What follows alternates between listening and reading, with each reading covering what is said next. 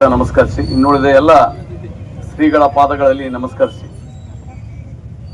ಇವತ್ತು ನಮಗೆಲ್ಲ ಗೊತ್ತಿದ್ದಾಗೆ ದಿನನಿತ್ಯ ಸುಮಾರು 20-25 ದಿವಸದಿಂದ ನಾವು ಕಾಣ್ತಾ ಇದ್ದೀವಿ. ಹಿಂದೂ ಧರ್ಮದ ಮತ್ತು ಜೈನ್ ಧರ್ಮದ ಪವಿತ್ರ ಕ್ಷೇತ್ರಗಳ ಹೆಸರು ಹಾಳು ಮಾಡುವಂತ ಕೆಲಸವನ್ನ ಮಾಡ್ತಾ ಇದ್ದೆ. ಇದು ಅಕ್ಷಮ್ಯ ಅಪರಾಧ ಅನ್ನುವಂಥದ್ದನ್ನ ಅವರ ನೀತಿಯನ್ನ ನಾನು ಖಂಡಿಸ್ತೀನಿ.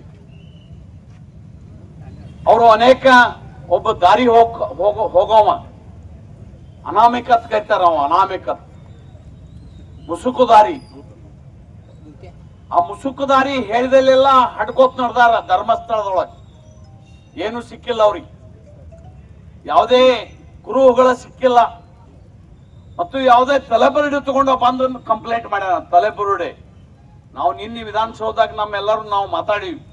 ತಲೆಬುರುಡೆ ತಂದಿದ್ದು ಯಾರು ಕಾನೂನು ಬಾಹಿರ, ಎಲ್ಲಿ ತಂದು ಯಾರು ಕೊಟ್ರು ಅನ್ನುವಂಥದ್ದನ್ನ ತನಿಖೆ ಆಗ್ಬೇಕಂತ ಹೇಳಿವಿ ನಾವು. ಮತ್ತು ಅವನ ಮಂಪರ್ ಪರೀಕ್ಷೆ ಮಾಡ್ಬೇಕ. ಅವನು ಅದ್ರ ಹಿಂದೆ ಯಾರ್ಯಾರ್ದಾರ, ಅನಾಮಿಕ ಒಬ್ಬನೇ ಇಲ್ಲ ಅದ್ರೊಳಗ. ಧರ್ಮ ದ್ರೋಹಿಗಳದಾರ. ನಮ್ಮ ಧರ್ಮಗಳನ್ನ ಹಾಳು ಮಾಡಿ, ಮಠ ಮಂದಿರಗಳನ್ನ ಹಾಳು ಮಾಡಿ, ಇದಕ್ಕ ವಿದೇಶಿ ಪಿತೂರಿ ಅದ. ಇದ್ರೊಳಗ ವಿದೇಶಿಗಳ ಪಿತೂರಿ ಅದ. ನಗರ ನಕ್ಸಲರ ಕೈವಾಡದ. ಇದ್ರೊಳಗೆ ನಗರ ನಕ್ಸಲರ ಕೈವಾಡದ. ಇದನ್ನೆಲ್ಲ ನಾವು ಕಂಡ್ರು ನಮ್ಮ ಜನ ಎಚ್ಚೆತ್ತುಕೊಳ್ಳಂಗಿಲ್ಲ. ಅದು ದುರ್ದೈವ ನಮ್ಮದು. ನಮ್ಮ ಮತ್ತ ಜಾತಿ ಒಳಗೆ ಹೊಡೆದಾಡ್ಕೋತು ಈ ದೇಶವನ್ನ ಹಾಳು ಮಾಡುವಂತ ಕೆಲಸ ಮಾಡಾಕತ್ತೀವಿ ನಾವು. ಇನ್ನೂ ಎಷ್ಟು ಕುಣಿಗಳನ್ನ ತೆಗೆಯವರು. ಅವ ಅನಾಮಿಕ ಹೇಳಿದ್ದು, ಮುಸುಕುದಾರಿ ಹೇಳಿದ್ದು 13 ನಾನೇ ಹೋಗದಾನೆ ಅಂತ ಹೇಳಿದರು. ಆಮೇಲೆ ಮೊನ್ನೆ ಹೇಳ್ಯ ನಾವು SIT ಮುಂದೆ, ಇಲ್ಲ ನನಗೆ ಒತ್ತಾಯ ಮಾಡಿ ಕರ್ಕೊಂಡ್ಬಂದ್ರು. ನಾನು ತಮಿಳ್ನಾಡಿನಾಗಿದ್ನಿ, ನನಗೆ ಆಸೆ ಅಮಿಷೆ, ನನಗೆ ಮನಿ ಕಟ್ಟಿ ಕೊಡ್ತೀವಿ, ಹಣ ಕೊಡ್ತೀವಿ ಅಂತ ಹೇಳಿ ನನ್ ಕರ್ಕೊಂಡ್ಬಂದಾರ ಅಂತ ಹೇಳಿದ್ರು. ಆ ಕರ್ಕೊಂಡ್ಬಂದವ್ರು ಯಾರು ಅನ್ನೋದು ಸಮಾಜಕ್ಕೆ ಗೊತ್ತಾಗಬೇಕು. ರಾಜ್ಯದ ಜನತೆಗೆ, ದೇಶದ ಜನತೆಗೆ ಗೊತ್ತಾಗಬೇಕು ಏನು ಪಿತೂರಿ ನಡೆದದ. ನಮ್ಮ ಪವಿತ್ರ ಧರ್ಮ ಕ್ಷೇತ್ರಗಳನ್ನ ಹಾಳು ಮಾಡುವಂತ ನೀಚ ಬುದ್ಧಿ ಈ ಸರ್ಕಾರ ಕಡೆ ಯಾಕೆ ಬರ್ತದ? ಅವ ಅನಾಮಿಕ ಹೇಳಿದಾನೆ, ಮುಸುಕುದಾರಿ. ಈ ರಾಜ್ಯದ ಮುಖ್ಯಮಂತ್ರಿ ಅವೇನ್ ತಿಮರೋಡಿ ಅಂತ ನೋಡು, ಅವ ಹೇಳಿದಾನೆ ಈ ರಾಜ್ಯದ ಮುಖ್ಯಮಂತ್ರಿ 24 ಕೊಲೆಗಳನ್ನು ಮಾಡಿದ್ದಾರೆ, ಎನ್ಕ್ವೈರಿ ಮಾಡಿಸ್ತೀರ್ಯಾ? ಅವ್ರ ಮ್ಯಾಗ FIR ಮಾಡೋ ತಾಕತ್ತದನೆ ನಿಮಗೆ ಇಲ್ಲ. ಯಾವ ನಮ್ಮ ಕ್ಷೇತ್ರಗಳದಾವಲ್ಲ, ಆ ಕ್ಷೇತ್ರಗಳನ್ನ ಹೆಸರು ಹಾಳು ಮಾಡುವಂತದ್ದನ್ನ, ಕೆಲಸ ಮಾಡುವಂತದ್ದನ್ನ ಮಾತ್ರ ಈ ಸರ್ಕಾರ ಹಿಡಿದಿದೆ. ಈ ಸರ್ಕಾರಗಾದ್ರೂ ಬುದ್ಧಿ ಬೇಕಲ್ಲ. ಎಂತ ಕ್ಷೇತ್ರ ವೀರೇಂದ್ರ ಹೆಗಡೆ ಅವರು ಎಷ್ಟು ಸೇವಾ ಕಾರ್ಯವನ್ನ ಮಾಡ್ತಾ ಇದ್ದಾರೆ. ಕೋಟಿಗಟ್ಟಲೆ ಜನರಿಗೆ ಡೈರೆಕ್ಟ್ ಆಗಿ ಸಹಾಯ ಮಾಡುವಂತ ಕೆಲಸವನ್ನ ಮಾಡ್ತಾ ಇದ್ದಾರೆ. ಅವರಲ್ಲಿ ಯಾವುದೇ ಜಾತಿ ಧರ್ಮ ಇಲ್ಲ. ಎಲ್ಲಾ ಜಾತಿಗಳಿಗೂ ಸಹಿತ ಅವರಿಗೆ ಆ ಸ್ಮಶಾನದಾಗ ಆ ಹೆಣ ಸುಡುವಂತ ಸಗಣಿಗಳನ್ನ ಉಚಿತವಾಗಿ ಕೊಡ್ತಾ ಇದ್ದಾರೆ. ನಮ್ಮೆಲ್ಲರ ಅನೇಕ ದೇವಸ್ಥಾನಗಳಿಗೆ 2 ಲಕ್ಷ ರೂಪಾಯಿ ಅಭಿವೃದ್ಧಿಗೆ ಕೊಡುವಂತ ಕೆಲಸವನ್ನ ಮಾಡ್ತಾ ಇದ್ದಾರೆ. ನಿರಂತರವಾಗಿ ಅನ್ನ ಪ್ರಸಾದ ಹಾಕುವಂತ ಕೆಲಸ ಮಾಡ್ತಾ ಇದ್ದಾರೆ. ಅದು ಸಹಿತ ಎಚ್ಚರಿಕೆ ಬರ್ಲಿಲ್ಲಲ್ಲ. ನೀವು ಸಹಿತ ಯಾರು SIT ನೇಮಕ ಮಾಡ್ಯಾರಿ, ನೀವು ಸಹಿತ ಧರ್ಮಸ್ಥಳಕ್ಕೆ ಹೋಗಿ ಅಲ್ಲಿ ಆರೋಗ್ಯವನ್ನ ಕಾಪಾಡುವಂತ ಕೆಲಸ 15 ದಿವಸಗಟ್ಟಲೆ ನಿಂತು ಬಂದಿರಿ. ನಿಮಗೇನ ಅರಿವು ಅದ ಅಂತ ಕೇಳ್ತಾನೆ. ಯಾರು ಒತ್ತಡಕ್ಕೆ ನೀವು ಮಾಡೋದು SIT ನೇಮಿಸಿ ಮಾಡಿದ್ರು ಅನ್ನುವಂತ ಜನರಿಗೆ ಹೇಳ್ಬೇಕು. ಒಂದು ವೇಳೆ ಏನೂ ಸಿಗದಿದ್ರ ಈ SIT ನೇಮಿಸಿದವ್ರನ್ನ ಏನ್ ಮಾಡ್ಬೇಕು? ಸಾರ್ವಜನಿಕವಾಗಿ ಕ್ಷಮಾವನ್ನ ಕೇಳ್ಬೇಕು. ಆ ವೀರೇಂದ್ರ ಹೆಗಡೆ ಅವ್ರ ಬಗ್ಗೆ ಏನ ಅಪಪ್ರಚಾರ ಮಾಡ್ತೀವಿ, ಯೂಟ್ಯೂಬ್ಗಳ ಏನ ಅಪಪ್ರಚಾರ ಮಾಡ್ತಾ ಇದ್ದಾವೆ, ಸಾರ್ವಜನಿಕ ಕ್ಷಮಾ ಕೇಳಬೇಕು ಸರ್ಕಾರ ಅನ್ನುವಂಥದ್ದನ್ನ ನಾನು ಒತ್ತಾಯ ಮಾಡ್ತೀನಿ. ಇದು ಪಕ್ಷಾತೀತವಾಗಿ ಹೋರಾಟದ. ಇದಕ್ಕೆ ಕಾರಣೀಭೂತರಾದ ಹಿಂದಿದ್ದವ್ರನ್ನ ಅರೆಸ್ಟ್ ಮಾಡ್ರಿ, ಅವ್ರ ಮ್ಯಾಗ FIR ಮಾಡಿ ಜೇಲ್ ಹಾಕ್ರಿ ಅನ್ನುವಂತ ಒತ್ತಾಯವನ್ನು ಮಾಡ್ಲಿಕ್ಕೆ ಇವತ್ತು ನಾವು ಸಾಂಕೇತಿಕವಾಗಿ ಧರಣಿಯನ್ನ, ಹೋರಾಟವನ್ನ ನಾವು ಇಲ್ಲಿ ಕೈಕೊಂಡಿದೀವಿ. ಎಂತ ನೀಚ ಕೆಲಸ ಇದು. ನಮ್ಮ ಪವಿತ್ರ ಕ್ಷೇತ್ರಗಳ ಉಳಿಬಾರ್ದ? ಬೇರೆ ದೇಶದಾಗ ಉಳಿಯಂಗಿಲ್ಲ. ಬಾಂಗ್ಲಾ ಪಾಕಿಸ್ತಾನ ದೇಶದಾಗೂ ನಮ್ಮ ದೇವಸ್ಥಾನಗಳನ್ನ, ಸಿಖ್ ದೇವಸ್ಥಾನಗಳನ್ನ, ಜೈನ್ ದೇವಸ್ಥಾನಗಳನ್ನ, ಹಿಂದೂ ದೇವಸ್ಥಾನಗಳನ್ನ ಕೆಡವಿ ಹಾಕ್ತಾ ಇದ್ದಾರೆ. ನಮ್ಮ ದೇಶದಾಗೂ ಸಹಿತ ನಮಗೆ ಕಾಪಾಡಿಕೊಳ್ಳುವಂತ ಶಕ್ತಿ ನಮಗಿಲ್ಲ ಅಂದ್ರ ನಮ್ಮನ್ನ ಯಾರು ಕಾಪಾಡೋರಿ? ಆ ಭಗವಂತನ ಇಳಿದು ಭೂಮಿಗೆ ಬಂದ್ರು ಸಹಿತ ನಮ್ಮನ್ನು ಕಾಪಾಡ ಮಾಡಕ್ ಆಗುದಿಲ್ಲ. ನಾವ್ ಎಚ್ಚರ ಆಗಬೇಕ್ರಿ, ನಾವ್ ಹೇಳ್ಬೇಕು. ನಾವ್ ಎದ್ದಾಗ ಮಾತ್ರ ಇದನ್ನ ಕಾಪಾಡ್ಕೊಳಕ್ ಆಕತ್ತೆ ಅನ್ನುವಂತ ನಾನು ಜಾಗೃತಿಯನ್ನ ಮೂಡಿಸುವಂತ ಕೆಲಸ ಮಾಡ್ತೀನಿ. ದಯಮಾಡಿ ನಿಮ್ಮೊಳಗೆ ಬಡದಾಡಿ ನಿಮ್ಮೊಳಗೆ ಬಡದಾಡಿ ನಮ್ಮ ಧರ್ಮವನ್ನು ಹಾಳು ಮಾಡುವಂತ ಕೆಲಸ ಆಗ್ಬಾರ್ದು.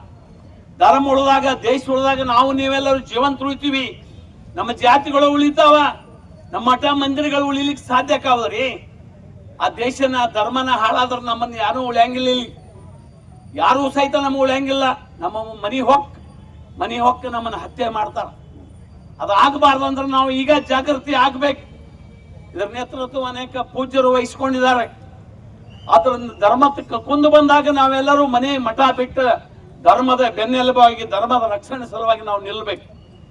ಆ ರೀತಿ ನಮ್ಮಲ್ಲಿ ಜಾಗೃತಿ ಯಾವಾಗ ಮೂಡಿಸಂಗಿಲ್ಲ, ನಮ್ಮಲ್ಲಿ ನಿರಂತರವಾಗಿ ನಮ್ಮ ಧರ್ಮಗಳ ಮೇಲೆ ಅವ್ಯಾಹತವಾಗಿ ಇಂಥ ಕುತಂತ್ರಗಳಿಂದ ಇದು ದಾಳಿ ಆಗ್ತದ. ಏನ್ ತಪ್ಪಿತ್ರಿ? ವೀರೇಂದ್ರ ಹೆಗಡೆ ಅವರು ಏನ್ ಮಾಡಿದ್ರು?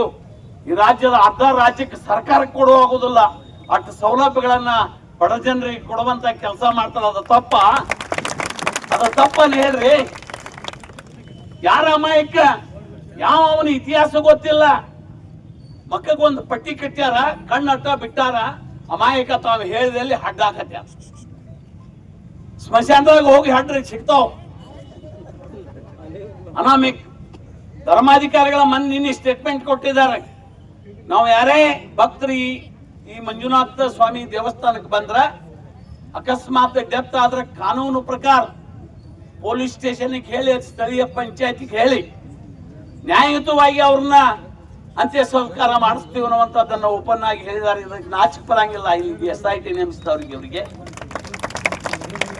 ಅವ್ ಹೇಳ್ತಾನೆ ಇನ್ನೊಂದು ಧರ್ಮದ ಮ್ಯಾಗ ಅಲ್ಲಿ ನಾ ಹೆಣ ಹೋಗುದಿನ ವಿಧಾನಸೌಧದಾಗ ಹೇಳ್ತಾನ.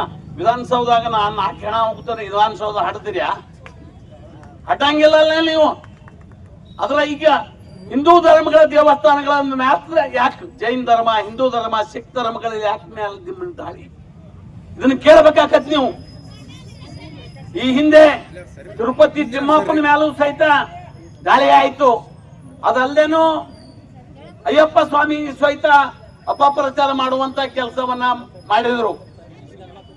ಈ ರೀತಿ ಅನೇಕ ಪವಿತ್ರ ದೇವಸ್ಥಾನಗಳ, ಹಿಂದೂ ಧರ್ಮದ, ಜೈನ್, ಸಿಖ್ ಧರ್ಮಗಳದ ಈ ದೇವಸ್ಥಾನಗಳನ್ನ, ಪವಿತ್ರ ಕ್ಷೇತ್ರಗಳನ್ನ ಹೆಸರು ಕೆಡಿಸಿ ಅಲ್ಲಿ ಯಾರು ಭಕ್ತರು ಬರಬಾರದು, ಹೆಸರು ಹಾಳಾಗಿ ಹೋಗಬೇಕು, ಈ ಮಂದಿರಕ್ಕೆ ಯಾರು ಬರಬಾರದು, ಈ ಮಂದಿರಗಳನ್ನ ನಿಲ್ಲಬೇಕು, ಈ ಮಂದಿರಗಳನ್ನ ಕೆಡವಬೇಕು ಅನ್ನುವಂಥದ್ದನ್ನ ಏನ್ ಗತಿ ಇದು? ಇವರೇ ಹೇಳಿದ್ದಾರೆ ರಾಮ ಮಂದಿರದ ಅವಶ್ಯಕತೆ ಇಲ್ಲಿ ದೇಶದೊಳಗ, ಅಲ್ಲಿ ಆಸ್ಪತ್ರೆ ಕಟ್ಟಕ್ಕೆ ಹೇಳಿದ್ದಾರೆ. ನಿಮ್ಮ ಅನೇಕ ಸಮಾಧಿ ಮಾಡಿದ್ರೆ ನಾವು 50 ಎಕರೆದೊಳಗೆ ಅಲ್ಲಿ ಆಸ್ಪತ್ರೆ ಮಾಡ್ರಿ, ಅಲ್ಲಿ ಶಾಲೆಗಳನ್ನ ತೆಗಿರಿ. ಅದನ್ನ ಹೇಳುದು ಬಿಟ್ಟ ಹಿಂದೂ ಧರ್ಮದ ಕೆಲಸಗಳು ಬಂದ್ರೆ ಇವರು ನಮಗ್ ಬುದ್ಧಿ ಹೇಳುವಂತದ್ದನ್ನ ಮಾಡ್ತಾರಲ್ಲ. ಇವ್ರ ಹಿನ್ನೆಲೆ ನೋಡ್ಕೊಳ್ರಿ ನೀವು. ಈಗ ಹೇಳಿದಾರಲ್ಲ ಅಮಾಯಕ ಅವನೇ ತಿಮ್ಮರೆಡ್ಡಿ ಹೇಳಿದಾನೆ, ಮುಖ್ಯಮಂತ್ರಿ 24 ಕೊಲೆ ಮಾಡಿ. ನೀವು ಪೇಪರ್ದಾಗ ನೋಡ್ರಿಲ್ಲ? ಅವ್ರನ್ನ ಏನ ಅರೆಸ್ಟ್ ಮಾಡ್ತಾರ? ಅವ್ರನ್ನ ಎನ್ಕ್ವೈರಿ ಮಾಡ್ತಾರ? ಅವ್ರ ಮೇಲೆ FIR ಮಾಡ್ತಾರ? ಬರೀ ಅಮಾಯಕರ ಮೇಲೆ ನಮ್ಮ ಮೇಲೆ ಹಿಂದೂ ಧರ್ಮಗಳಿದ್ರ ಮಾತ್ರ ಅವ್ರ ಮ್ಯಾಗ ದಾಳಿ ಮಾಡುವಂತ ಕೆಲಸವನ್ನ, ಈ ನೀಚ್ ಕೆಲಸವನ್ನ ಯಾರೇ ಮಾಡ್ಲಿ, ನಮ್ಮದು ಪಕ್ಷಾತೀತ ಹೋರಾಟ ಅದ, ಯಾರೇ ಮಾಡ್ಲಿ, BJP ಅವರು ಮಾಡ್ಲಿ, ಕಾಂಗ್ರೆಸ್ ಅವರು ಮಾಡ್ಲಿ, ಅದು ಅಕ್ಷಮ್ಯ ಅಪರಾಧ. ಅವರ ನೀತಿಯನ್ನ ನಾವು ಖಂಡಿಸ್ತೀವಿ, ನಾವು ಎಚ್ಚರಿಕೆಯನ್ನು ಕೊಡ್ತೀವಿ. ತಕ್ಷಣ SIT ಹಿಂಪಡೆಯಿರಿ.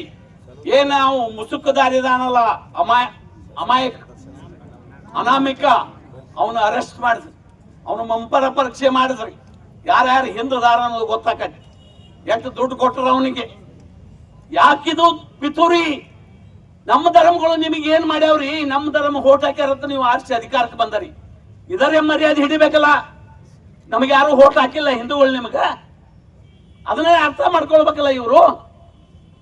ಆದ್ರಿಂದ ಬಹಳ ದೊಡ್ಡ ತಪ್ಪುಗಳನ್ನ ಮಾಡಿದ್ದಾರೆ. ಆ ಮಂಜುನಾಥ ಸ್ವಾಮಿ ಇವ್ರಿಗೆ ಶಿಕ್ಷೆ ಕೊಡ್ಲಾರ್ದ ಬಿಡುದಿಲ್ಲ ಅನ್ನುವಂಥದ್ದನ್ನು ನಾ ಮಾತನ್ನ ಈ ಸಂದರ್ಭದಲ್ಲಿ ಹೇಳ್ತೀನಿ. ಆದ್ರಿಂದ ಇಷ್ಟಕ್ಕೆ ನಿಲ್ಲುವುದಿಲ್ಲ. ಮತ್ತೊಮ್ಮೆ ಕರೆ ಕೊಟ್ಟಾಗ ನಾನು ಕೈಗಂಡ ಕೆಲಸದಾರಿಗೆ ತಾಯ್ಗಂಡ ಕೆಲಸ. ಇಲ್ಲಿ ಅನ್ನ ನೀರ ಇಲ್ಲಿ ವಾಯು ತೆಗೆದುಕೊಂಡು ತಾಯ್ಗಂಡ ಕೆಲಸ, ದೇಶದ್ರೋಹ ಕೆಲಸ ಮಾಡುವಂತದ್ದನ್ನ ಮಾಡಿದವ್ರನ್ನ ಸುಮ್ಮನೆ ಬಿಟ್ರ ನಾಳೆ ನಮಗೆಲ್ಲರಿಗೂ ಬದುಕಿಲ್ಲ ಅನ್ನುವಂಥದ್ದನ್ನ ಅರ್ಥ ಮಾಡ್ಕೊಳ್ಬೇಕನ್ನುವಂತ ಮಾತನ್ನು ಈ ಸಂದರ್ಭದಲ್ಲಿ ಹೇಳ್ತೇನೆ. ಬಂಧುಗಳೇ, ನಾವ್ಯಾರು ನಿಮ್ಮ ಆಚರಣೆಗಾಗಿ ನಿಮ್ಮ ಧರ್ಮನ ಆಚರಣೆ ಮಾಡ್ರಿ. ಅದರ ಮನಿ ಬಿಟ್ಟು ಹೊರಗೆ ಬಂದ ದೇಶದ ಧರ್ಮನೇ ನಮ್ಮದು. ಈ ದೇಶ ಜಾತ್ಯತೀತ ರಾಷ್ಟ್ರ, ಜಾತ್ಯತೀತ ರಾಷ್ಟ್ರ. ನಾವೆಲ್ಲರೂ ಒಂದು ಭಾರತ ಮಾತೆಯ ಮಕ್ಕಳು. ಸ್ವತಂತ್ರ ಸಿಗಬೇಕಾದ್ರೂ ಒಂದು ಜಾತಿ ಅವರಿಂದ ಸಿಕ್ಕಿಲ್ಲ. ಎಲ್ಲರೂ ಒಗ್ಗಟ್ಟಿನಿಂದ ಹೋರಾಟ ಮಾಡಿದಾಗ ಮಾತ್ರ ಸ್ವಾತಂತ್ರ್ಯ ಸಿಕ್ಕದ ನಮಗೆ. ಆ ರೀತಿ ನಾವೆಲ್ಲರೂ ಒಂದಾಗಿ ಹೋರಾಟ ಮಾಡುವಂಥದ್ದನ್ನು ಯಾವುದೇ ಇರಲಿ, ಯಾವುದೇ ಜಾತಿ ದೇವಸ್ಥಾನ ಇರಲಿ, ಅದು ಆ ಜಾತಿ ಐತಿ ಅವ್ರಟ್ಟ ಹೋರಾಡ್ಲಿ, ಈ ಜಾತಿ ಐತಿ ಇವ್ರಟ್ಟ ಹೋರಾಟ ಮಾಡ್ಲಿ, ನಾವ್ಯಾಕೆ ಹೋಗ್ಬೇಕು ಅಂತ ಮನೋಭಾವನ ತಲೆಯನ್ನು ತೆಗೆದ್ಬಿಟ್ಟು ಇದನ್ನ ಇದನ್ನ ಹಾಳು ಮಾಡ್ತಾರ. ನಾಳೆ ನಿಮಗ್ ಗಂಟು ಬೀಳ್ತಾರ. ಆಗ ನಿಮಗಿದ್ದಾಗ ಇವ್ರು ಬರಂಗಿಲ್ಲ. ನಮ್ಗೊಂದು ಕತಿ ಅದ. 2 ಕಿಲಾರಿ ಎತ್ತುಗಳು ಇದ್ದು, ಮನಗಂಡ ಕಿಲಾರಿ ಹೊರಗಳು ಅರಣ್ಯದಾಗಿದ್ದು. ಯಾರೋ ವನ್ಯ ಪ್ರಾಣಿಗಳ ಕೈ ಹಚ್ತಿದ್ದಿಲ್ಲ ಅವ್ರಿಗೆ. ಯಾಕಂದ್ರ ಒಂದ್ರ ಮ್ಯಾಗ ದಾಳಿ ಮಾಡ್ಲಾಕ್ ಬತ್ತೆ, ಇನ್ನೊಂದು ಹೋಗಿ ಕೋಟ್ ತಿವಿದು ಕೊಂದ್ ಬಿಡ್ತದ ಹುಲಿ ಸಿಂಹಗಳನ್ನು. ಆದ್ರ ಏನಾದ್ರೂ ಮಾಡಿ ಕೊಬ್ಬಿದ ಎತ್ತುಗಳನ್ನು ತಿನ್ಬೇಕು ಅನ್ನುವಂಥದ್ದು ಕುತಂತ್ರ ಆತು. ಯಾರನ್ನ ಹಿಡಿಬೇಕು? ನರಿನ ಹಿಡಿದ್ರು ಕುತಂತ್ರ ನರಿ. ಇವತ್ತೇನು ಹಿಂದಿಯಲ್ಲಿ ಕೆಲಸ ಮಾಡ್ಯಾರಲ್ಲ ಅವರೆಲ್ಲ ನರಿಗಳು, ಕುತಂತ್ರ ನರಿಗಳ. ಆ ಸಿಂಹ ಹೋಗಿ ನರಿಗೆ ಹೇಳ್ತು, ನೋಡಪ್ಪ ಅದನ್ನ ಏನಾರೇ ಮಾಡಿ ನಮಗ ಅವೆರಡೂ ತಿನ್ಬೇಕಾಗೈತಿ, ನೀವು ಅದ್ರಾಗ ಪಾಲಾಗಿರ್ಬೇಕು, ಏನಾರ ಮಾಡು ಅದನ್ನ ಒಗ್ಗಟ್ಟು ಬಾಳದವ, ನಮ್ಮನ್ನ ಕೊಂದು ಬಿಡ್ತಾವ ಅಂತ ಹೇಳಿ. ಆಗ ಕಿವ್ಯಾಗ ಏನೇನೋ ಗುಸುಗುಸು ಹೋಗಿ ಹೇಳಿ ಬತ್ತು ಒಂದು ಎತ್ತಿಗೆ ಮೇಯು ಮುಂದೆ. ಇನ್ನೊಂದು ಎತ್ತು ಕೇಳ್ತ, ನರಿ ಏನ್ ಹೇಳ್ತಿ ನಿಮ್ಗ? ಸುಮ್ಮ ಗುಸುಗುಸು ಮಾಡ್ತಪ್ಪ, ಏನ್ ಹೇಳೇ ಇಲ್ಲ. ನಿನಗೇನೋ ಹೇಳ್ಯಾನ, ನೀನು ಅನ್ಕೊಂಡು ನನ್ನ ವಿರುದ್ಧ ಪಿತೂರಿ ಮಾಡತ್ತ ಅಂತ ತಿಳ್ಕೊತ ಹೇಳ್ತಾವ. ಇನ್ನೊಂದು ಎತ್ತು ಇನ್ನು ದಾಳಿ ಮಾಡ್ಲಿ ನಿನ್ನ ಮ್ಯಾಗ ನಾ ಬರಂಗಿಲ್ಲ ಅಂತ ಹೇಳಿಸಿಂದ ಆಗ ನರಿ ಸಿಂಹ ಹೇಳ್ತು, ಅದ್ರ ಮ್ಯಾಗ ದಾಳಿ ಮಾಡೋದು ಬರಂಗಿಲ್ಲ ಅಂತ ಹೇಳಿ ದಾಳಿ ಮಾಡೋದು ಕೊಂತಿತ್ತು.